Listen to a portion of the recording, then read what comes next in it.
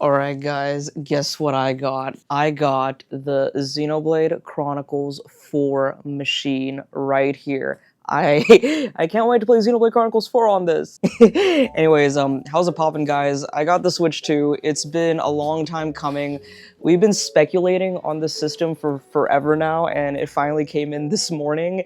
And I was like, do I want to do an unboxing video? What do I want to do? So I thought, I'll do like a very casual unboxing kind of setup video, but I want to also mainly talk about like my favorite Nintendo Switch generation memories, because this generation has been like a very long one, and I like to tell you guys like stories about like me and gaming and stuff. So I thought that would be like a little nice spin on like just a simple unboxing video. So if you guys like that kind of stuff, if you like Nintendo and JRPGs, hit the like button, subscribe, all that good stuff. And instead, I'll start with some stories. Like I'll start with the one literally this morning. Like I was getting ready for work. I was in the bathroom, brushing my teeth, like fixing my hair, doing all that stuff.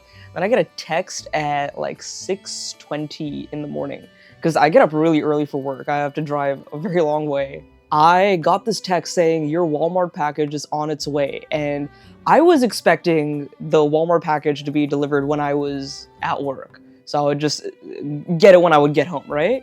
No, this thing, like, they were saying, like, oh, this is going to be delivered before 9 a.m. or something, and they were right on with that.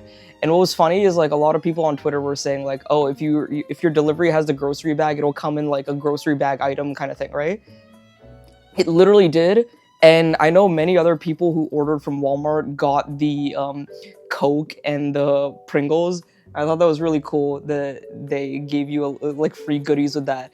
And I found it funny because like no one's gonna have a Nishquick, or my real name is, it's not gonna, like, I've never seen my real name on a Coke before, ever in my life. Like, let alone most Indian guy names, I've never seen them on a bottle of Coke. But I got Adam, and I thought that was really funny because Adam he's still a Xenoblade character, you know? You remember Adam? Xenoblade Chronicles 2, Torna the Golden Country? The hero of Torna? The prince? Yeah. So I thought that was funny and kind of like fit with me, my channel, Xenoblade, all that. Alright guys, it is finally time to unbox the Xenoblade Chronicles 4 machine and see how long it takes for Xenoblade Chronicles 4 to actually come out so we can play it on this thing. Yeah. Alright, I apologize for not having a better angle for this, but this is what I'm going to have to do, I guess. We'll see. My setup isn't the best, but here is the Nintendo Switch 2. Let's unbox this thing. Oh god, I'm already suffering right now. Is this taped? Give me a second. I need something to cut the tape. Okay, that took longer than it needed to, but I finally got some scissors, so we can finally open this box now. Oh my god, I wasted so much time doing that. There we go, it's finally open. Would you look at that? Okay, I gotta open this. Oh, whoa. I don't wanna... Yeah, there it is, and it's all in its glory. The Nintendo Switch 2. And yeah, many people were saying that it was not a good idea for this to be face up like this, and I kind of agree. It's a little dangerous. Oh boy. Here are the Joy-Cons, wow. These feel very good right now. They feel very good and very different. Like, I can already feel that. I can already feel the difference in these Joy-Cons. They feel nicer to hold. It feels much nicer to hold. I already like it. Let's see the tablet. Oh my god. I don't want to drop this. Here it is in its no bezel glory. Okay. Moment of truth. Let me do the magnets. Oh, whoa. That was very secure. Wow. Wow, this is big. Can I zoom this out?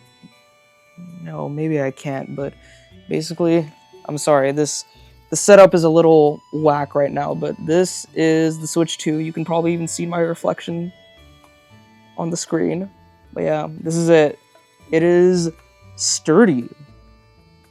I can sort of like feel a little bit of the wiggle of the Joy-Con, but it's sturdy. I don't want to mess around with it too much. Oh, this is already great. So I had a problem with the original Switch, where whenever I would put my thumb up here to use minus, it would be very annoying.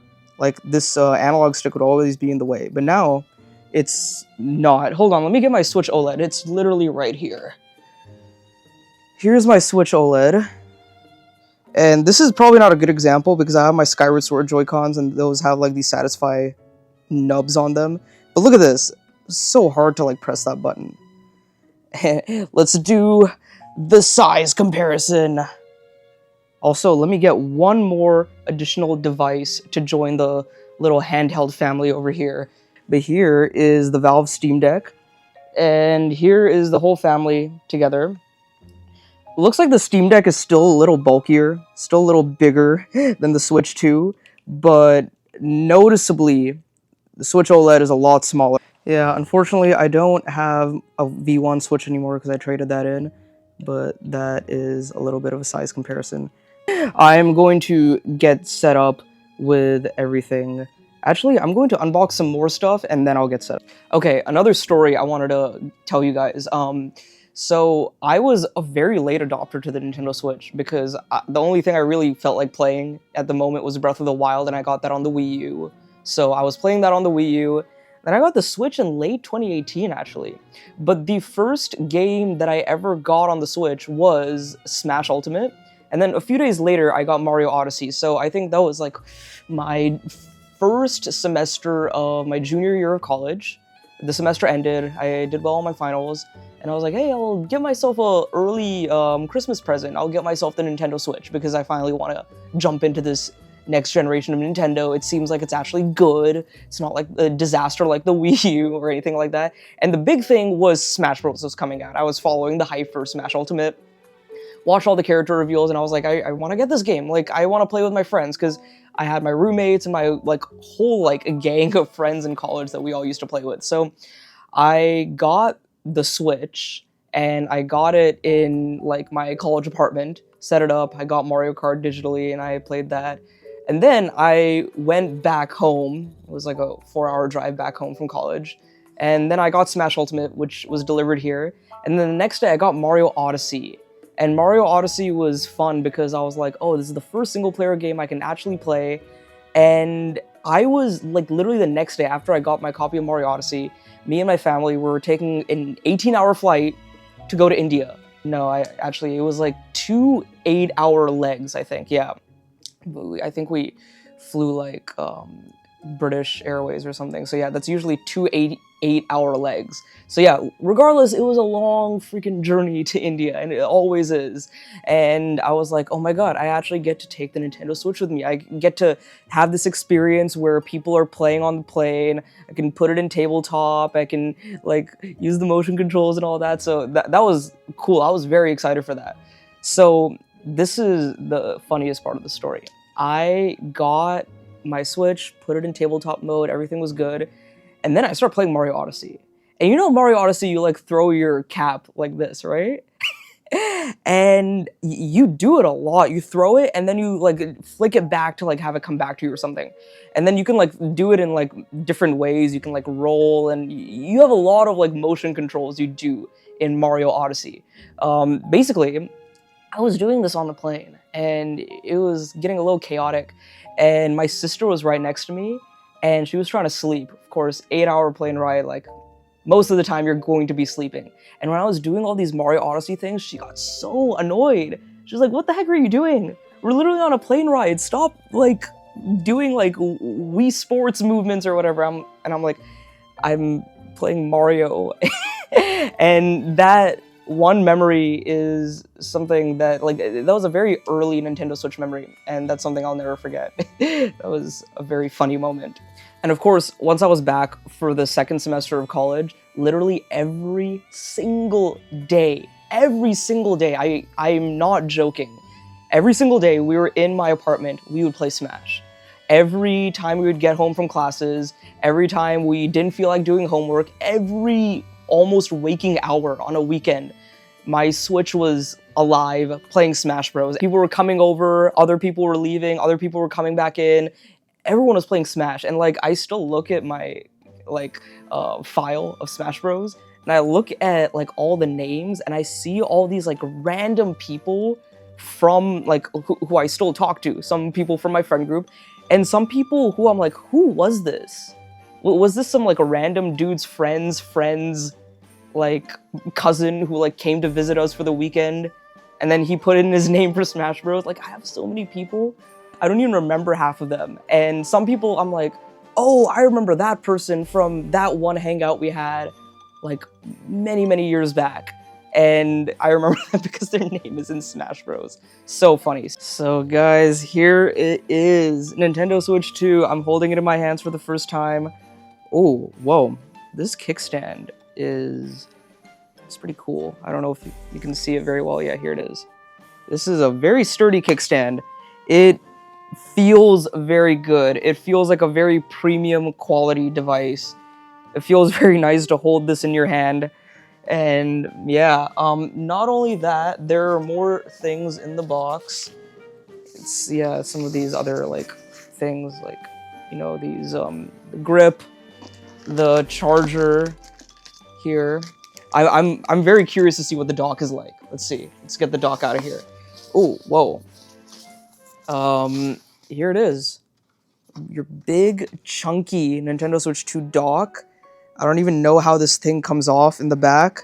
I am a little nervous to fiddle around with that because I don't want to break it or anything. But I know that there's like more additional cables in the back. Actually, everything is in the back. I will have to open this up because the HDMI is in the back. So I'll figure out how to do this without breaking it. There are other things that I want to like eventually set up with this, like tonight. Tempered glass screen protector. I always mess up with putting these on, so hopefully this doesn't mess up and I don't screw up, or I don't even need to get help to put it on. This is a cool like case I got. I was watching I think it was Kit and Krista. They were saying that they recommend this. What is it? What is the brand? JSOX. JSaw. I don't know how to say that. Yeah, they recommend this case. It's a pretty solid case. Wow. This case is so much bigger than my Switch 1 case. It's massive. But this is what I'm going to be taking with me on all the plane rides, all the road trips, all the like house visits. Everywhere I take my Switch 2, I'll be taking this. So yeah, let's see how the system fits in here, actually. It's very nice and snug like that. This last thing over here actually came in right before my Switch 2 came in. So perfect timing that this came in right before that. And I'm very excited to open this up. All these accessories, luckily I was able to get them all for kind of for free because I won an Amazon like gift card thing. And I used all that credit to get all my Switch 2 accessories. So that's awesome. I wasn't opening this box in a very safe way. I was pointing the scissors right at me. I'm very glad I didn't get stabbed. And here it is. A new 8-bit Do Ultimate Bluetooth controller for Switch and Windows. I will be using this as like my new PC controller because look at this. But I also have these two I use for PC. So like I have this Xbox controller. It's pretty good. It's been lasting me a while, but I don't know. I feel like I like these third-party ones a lot more. This is the 8-bit Do Ultimate. No, sorry. This is the 8-bit Do Pro 2. That's the Ultimate. This is amazing for retro games. Like this D-pad is amazing for retro games. This was my Xenogears controller. This is what I played all of Xenogears on. I played a lot of Final Fantasy IX on this. It gave me a nice retro PlayStation 1 feel, and I really like that. So That I'll figure out what I want to use it for, but I thought that it would be a nice addition to the controller. I will now go set up the system, and I'm going to go play some Tears of the Kingdom. I might like take you guys outside to the other room, show you guys Tears of the Kingdom on the big screen before we get back in here. Alright guys, about to start the system data transfer. Let's go. Alright, I am patiently waiting. Alright, I am patiently waiting. Let's see what ends up happening. Very exciting stuff. Let's go. So one thing I am remembering now, not only just like my experiences with Smash Bros. And Mario Odyssey and all that stuff, is the Nintendo Directs. And this is even like tracing back before I even started like taking my YouTube channel seriously. Because like there are a few years of Niche Quick Pops where I was watching the directs, but I wasn't reacting to them or anything like that. So I remember specifically, if you guys remember the Nintendo Direct drought from, when was it? September 2019 till February 2021, we didn't have a Nintendo Direct because of the pandemic and a lot of other stuff going on. I remember that the day that streak, that drought was ended, where we had the February 2021 Nintendo Direct, here in Texas, we had a massive freeze, and you might be like, "What massive freeze in Texas? What do you mean?" Well, yeah, it was snowing here. The roads were icy. Everyone was like work, school, everything was canceled, and everyone was home. And the worst part about it is all of us just lost power, like for many days actually. It was pretty bad actually. But I remember I was like, oh my god, how am I going to watch the Nintendo Direct? What am I gonna do? What am I gonna do? I can't even charge my phone. Literally first world problems. But I remember the chaos of us being stuck home. One, like we were still feeling the effects of the pandemic, but also this out of nowhere freeze in Texas. And then I was like, this Nintendo Directs are back. We might actually see the sequel to The Legend of Zelda Breath of the Wild, which we haven't seen since like forever. Like I was so excited. So the next day we were able to go to someone else's house, charge our devices, charge our phones, like literally use like electricity and do normal things. But that day I made sure that my laptop was completely charged, and I watched the Direct. I hid myself in a room and I watched the Direct all on my own. And I just remember so many things were going on at that time. A freeze, a new wave of Nintendo news. I remember not even enjoying that Direct that much. I remember only like really appreciating two things. It was, well, of course, Pyro and Mithra and Smash. I was freaking out. I was like, holy shit, Xenoblade, oh my god. And that was when I was like first really getting into the Xenoblade series. So that was a very special moment. And then of course, Legend of Zelda Skyward Sword HD. It was amazing to see that game come back. You guys know how much I love that game. If you don't, check out my video on it where I talk about how like Skyward Sword doesn't deserve all the hate, because it doesn't. Yeah. Another like memory I just will not ever forget. Other Directs I can think of, like, of course, when I started reacting to Directs, that's when things started to get really fun. Like, I remember Xenoblade Chronicles 3, I dreamed about the trailer the night before, then I saw the trailer, and it had some of the characters in the trailer, and I was freaking out. I was like, holy shit, what? Xenoblade 3 is real! And I still have that reaction on my channel. If you guys scroll all the way down to like some early ancient Niche Quick Pops videos, it's down there actually. Not only that, but Future Redeem, that first Future Redeem tease, I couldn't speak when I saw that. Like, I was so taken aback, I couldn't speak. Like, I didn't know what to say for like a good like 2 seconds. I was just so surprised and shocked at the fact that like exactly what I wanted to happen in this DLC was actually happening. And when it all just hit me, I couldn't think about anything else except for that thing throughout the entirety of that rest of that Direct. Of course, like, seeing Metroid Prime and Zelda was very great. That's one of my favorite Nintendo Directs, actually. The February 2023 Direct. Very, very awesome. Loved it. Okay, so this is me playing Tears of the Kingdom, the Switch 2 edition. I will probably bring my tripod out here because this is on my neck right now, but this looks very good on the big TV.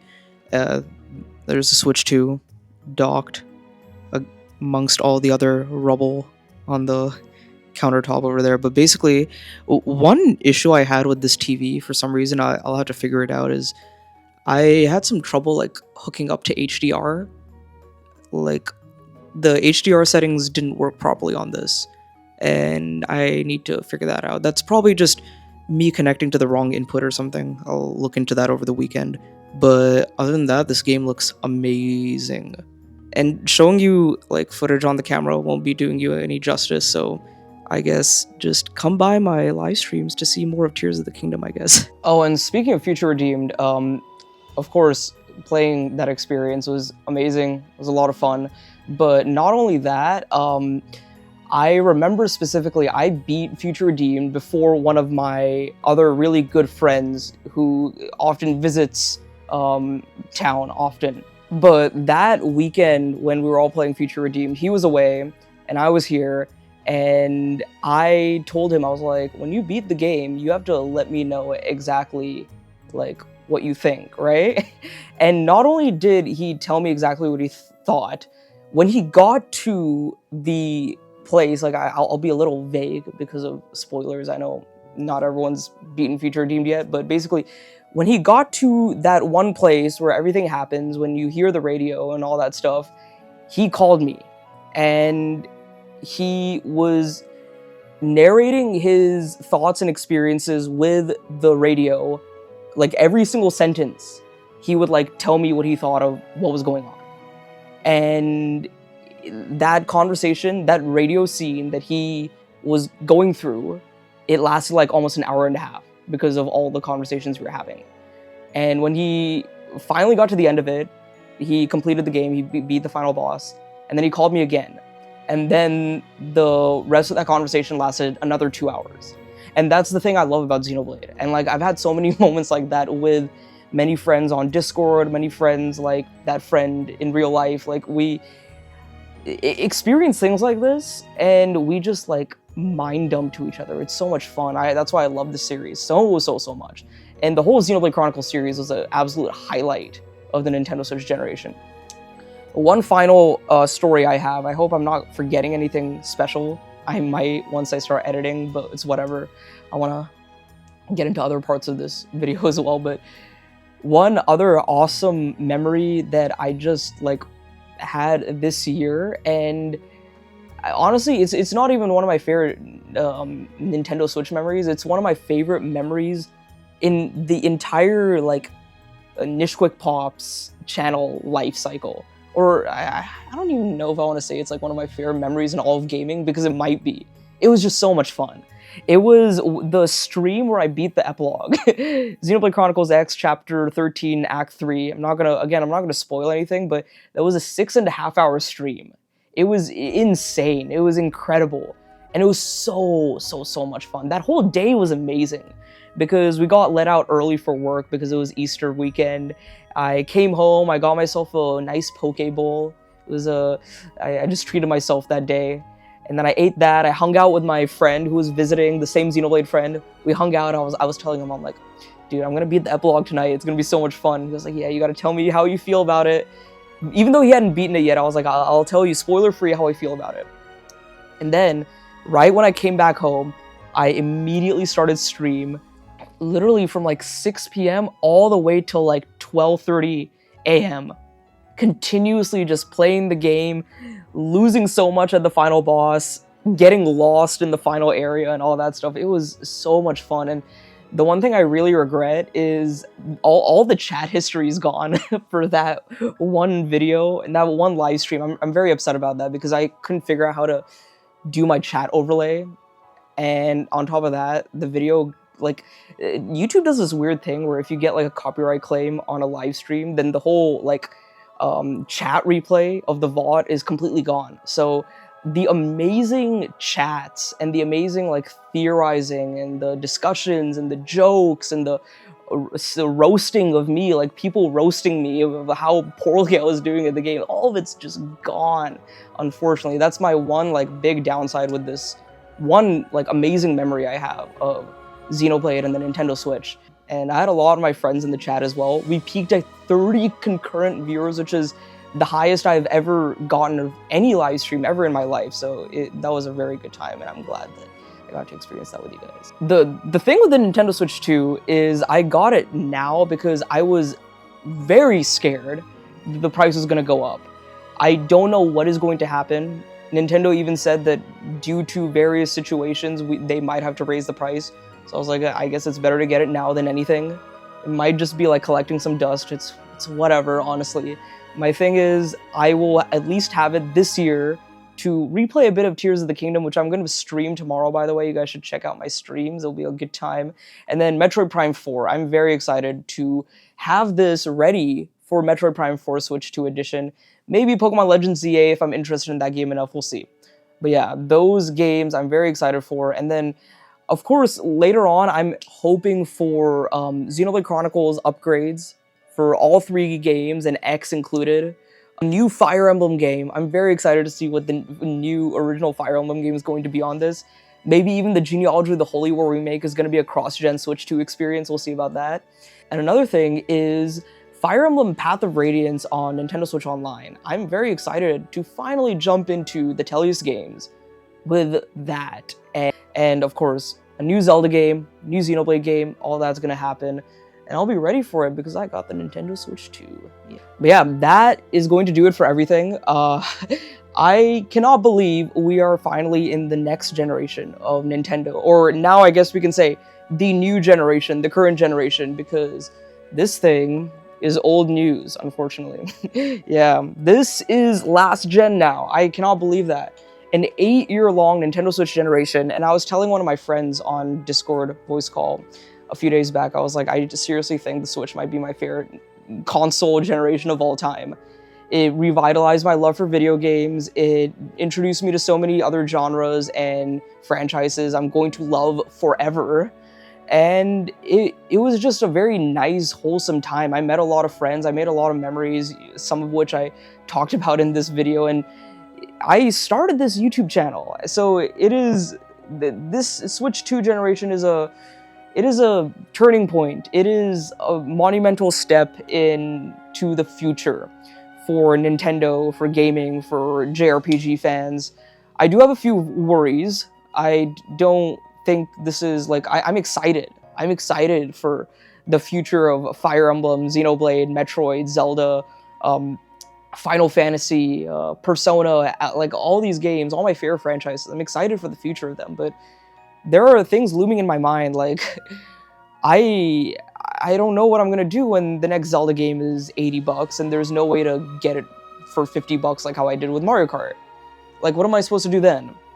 What am I supposed to do when, like, Persona 6 or the next Final Fantasy game or another, like, third-party game I'm really excited for and I want to play on the Switch 2 is on a game keycard? Like, these are all, like, very minute issues in the whole grand scheme of things, but I didn't expect a lot of this to be what we're talking about going into the Switch 2 generation. And I will say, like, one like blemish on everything, I just want to get this across, is I kind of ranted to one of my friends about this the other day.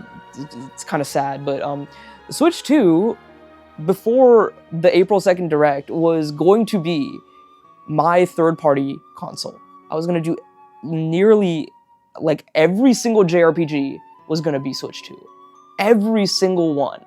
I was ready to get, like, all of these third-party games, all these third-party JRPGs physical.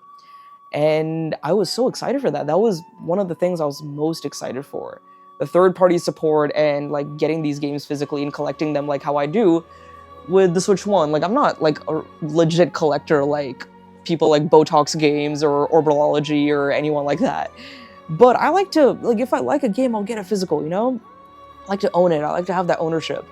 I like to know that, like, many generations down the road, I can still, like, own that game. I still have that ownership. I can still play it on working hardware, hopefully.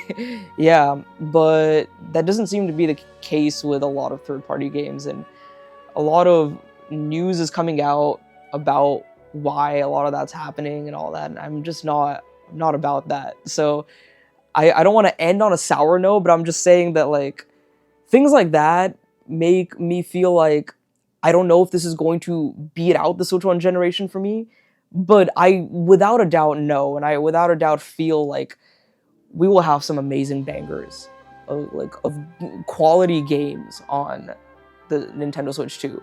The support will be amazing, the game output will be great, and the Nintendo first-party games will be things we'll never ever forget. So yeah, thank you guys for sticking with me throughout this entire Switch generation, even though like the channel was alive for like near the tail end of it. But anyways, yeah, thank you guys so much.